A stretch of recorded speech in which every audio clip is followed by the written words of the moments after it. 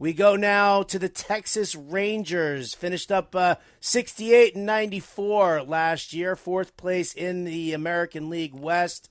38 games out of first place. 38 games out of first place behind the Houston Astros. I don't really know what to make of this team, Jim. It's a team that, they always seem to have great hitting, and then their pitching always seems to lag.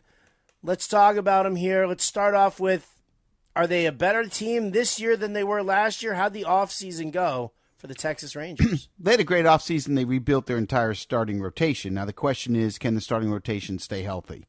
If they can stay healthy, they can win more than they lose. If the starting pitching doesn't stay healthy, then they'll lose more than they win. It's a 500 team that can go either way, up or down. You're not going to see them win 90. You're not going to see them win 70. This is a team probably anywhere between 78 and 83 wins is the range you put them in, and it all depends on the health of the pitching. So let's get to what they did in the offseason. They started off by offering Martin Perez the qualifying offer, which is $19.65 million on a one-year deal. Martin Perez quickly said, yes, thank you, may I have another? So he landed that. And then Chris Young, the rookie GM in Texas, decided that he was going to take the owner's paycheck and make them broke. So he went 5 years, $185 million on Jacob deGrom, a starting pitcher that hasn't made more than 15 starts in 3 years. $185 million. Now, when deGrom is healthy, he is the best pitcher on planet Earth. The best pitcher with the best stuff. Just tell me he can stay healthy and I want him. He's a first-round pick in fantasy if he's healthy. I haven't drafted him anywhere this year. I have 0 shares of deGrom because I won't draft him early because I don't like the injury risk. Only reason, if he's healthy, whoever's drafted him, congratulations. You're going to have a fun year. They gave 2 years, $25 million to Andrew Haney, 2 years, $34 million for Nathan Eovaldi, and they got their left fielder on a 1-year, $2 million deal. His name is Robbie Grossman. That's the free agent signings. They made a couple of trades, right? They acquired Jake Odorizzi in cash from Atlanta. So Odorizzi gave him some pitching depth then. That's what their focus was on, starting pitching, and that should make them more competitive. Well, we can definitely see what happens. You make an excellent point with the way these guys are as far as the injury risk goes. So I'm with you. I have no shares of Jacob deGrom either. It's too pricey. It's too pricey for a guy. I mean, but let me ask you this one from just a regular old baseball standpoint. For deGrom, how many years does deGrom need to really be deGrom and stay healthy for 5 years, $185 million to be worth it? Two seasons? No, 3 seasons and a world championship. And the World Championship. It's not, the whole thing was a disaster if they don't win it all. I mean, we're talking $185 million. I know. Yeah, I mean, that's $185 million. Just think about that's what you're paying him. And he made 11 starts last year at age 34. The year before he made 15 starts. The year before he made 12 starts. That's what he's done the last 3 years. He has not pitched more than 92 innings in any of the last 3 years, and you gave him $185 million. I mean, your medical people must be really smart to think ages 35 to 39 that he's going to go back and pitch like he did, 5 and 6 years ago. I mean, look, there's not an analytic department in the world that believes that's going to work out. All right, well, there you go. By the end of the 5 years, maybe it's the Texas Rangers just paid $1 million per inning that they're going to get out of deGrom, right? 185 innings over a 5-year span. That probably seems a little bit more like it. All right, let's go to the around the dime. Let's go to the position players. Let's talk about who we want for fantasy, who interests us. Behind the plate, you got Jonah Heim. Mitch Garver might see some time there, but he's more likely to see more time as the DH. Nathaniel Lowe at first, Marcus Semien at second, Josh Young, the rookie at third, Corey Seager, who is just tearing the cover off the ball at short, and then an outfield of Robbie Grossman, Leody Taveras, Adolis Garcia. Splash a little Bubba Thompson in there if you like. Okay, so, I mean, Heim is a 15 home run catcher, low batting average, doesn't move the needle. Nathaniel Lowe moves the needle. Last year at 302 with 27 homers, scored 74, drove in 76, had a 141 OPS plus and a 3.3 WAR. It looks like it's real for him. He's figured it out. Last year he was 26. His prime year's hit, and here he is. 27 now, he should hit. Simeon's really good at second base. You want him. If you don't have Altuve or Andres Jimenez, you want Simeon. I mean, he should keep going. Corey Seager, second year under this contract with Texas, he'll go off. 330, 100, no stolen bases. Should get runs, RBIs. He'll probably have the best year of his career this year. This is probably Corey Seager's best year. Josh Young at third base. Look, this is a kid that we all thought was going to hit. He's not a great defender.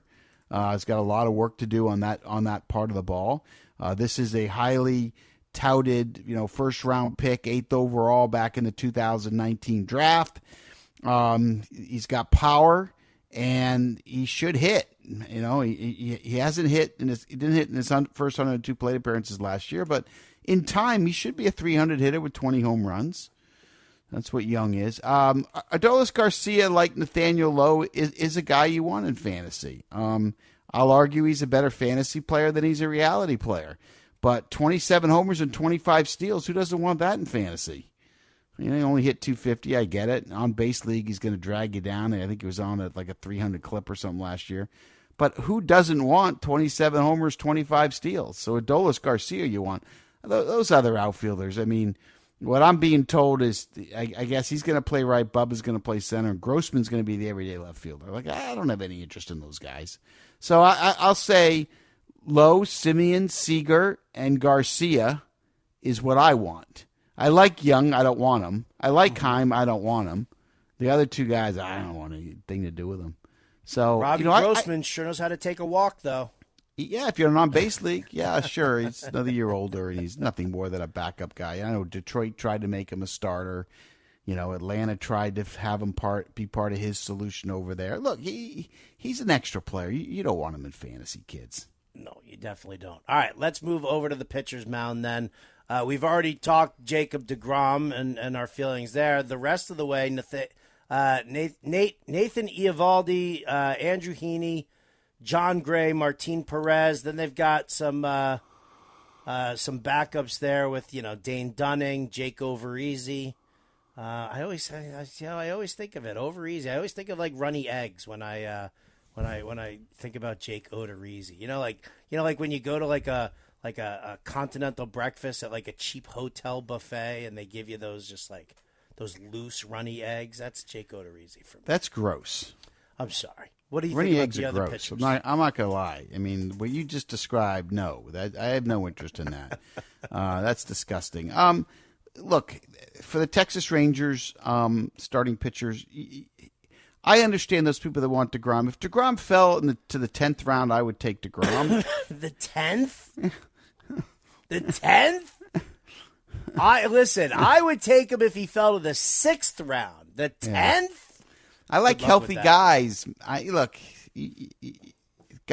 People are going to win leagues if DeGrom makes 30 starts. Like, I won leagues because I had Verlander last year. Mm-hmm. I had him everywhere, and he was a late-round pick for me everywhere. And I won leagues because I was able to get him late. If you can get DeGrom late, you can get him in the 6th round or the 8th round or the 10th round or maybe even the 5th round. You got a good chance of winning your league if he makes 30 starts. Just the risk comes. Anyway, other pitchers, I can't believe what I saw with Martin Perez last year. He battles, he pitches well. I don't love the stuff. I think there's got to be regression there, doesn't there? Andrew Heaney, I've never bought into. If Eovaldi's healthy, he could be something, but there's another health risk guy. Unfortunately, it's hard for me, outside of Seager, Simeon, Nathan Lowe, and Adolis Garcia, it's hard for me to embrace Texas Ranger players. Okay. In fantasy. I'm not talking reality. Even the bullpen? Jose Leclerc? Well, you always want saves, but, is he really going to be the closer all year? Like, that's one of those spots. That's one of those spots where, like, isn't Brock Burke or Joe Barlow or Jonathan Hernandez at some point going to take over? Like, as soon as he blows 3 or 4 saves in a row, they get 7 good innings from DeGrom, and the minute The minute Leclerc blows a save or two, it's going to be next guy up with Bochy, right? Yeah. I don't know. I don't think they have a closer. I think it's going to end up being a shared one. It would make me nervous. Okay. All right. So not a lot to love here on the Texas Rangers from a fantasy standpoint. Let's talk deeper into the farm system. Do they have anybody good in the farm that's worthwhile looking at? Maybe for this year, or maybe just, if you're doing a brand new startup dynasty, you're taking a look. Yeah, look, I think both of their number one picks, Jack Leiter and Coomer Rocker, could all of a sudden emerge out of nowhere. It's possible.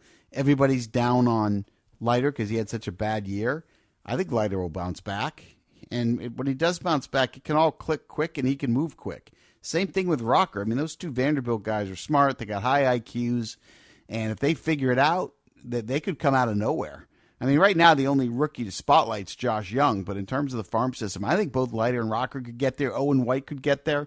I mean, those are the kind of guys that if they put it together, all of a sudden, and when you look at all the injuries that Texas starting pitching could have, there may end up being pathways for June or July for those kind of guys. They have an outfielder I like a little bit, and Evan Carter. They got a couple of infielders, one in particular, Luis Angel Acuna, who's a shortstop, maybe ends up at second. But with Simeon and Seager, it's not going to happen in Texas, so he might be a trade piece. All right. So nothing great there either. All right. Nothing to get excited about over the Texas Rangers. I'm sorry, Texas Rangers fans, but this is the boat that you're in right now. Jim, let's wrap up our Texas Rangers talk with one fantasy sleeper, one fantasy bust. Yeah, I'll go Josh Young as the sleeper. I mean, the kid's always hitting the minor leagues, and he's going to be around Seager and Simeon and Lowe, so he's in a good lineup. He's got people to learn from. I think the Texas lineup's going to be better than people think.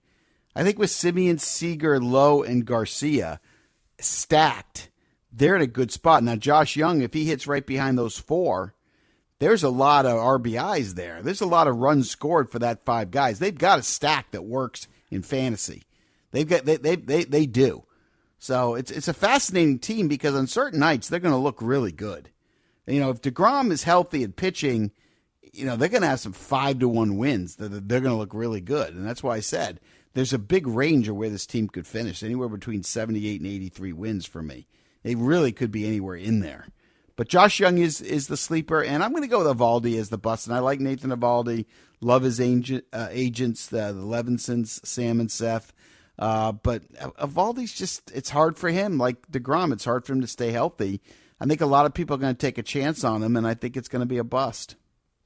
Really? All right. So you don't, let's say you're sitting there, you're in the 18th round of a 14-team draft, and you're just looking to build up some bullpen arms for yourself.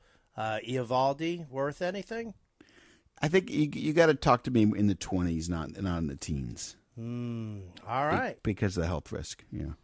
Well, there you have it, folks. As always, you can hear all of our MLB team breakdowns on the SXM app. You can also find them in the Fantasy Baseball Draft Guide, which is free over at fantasyalarm.com.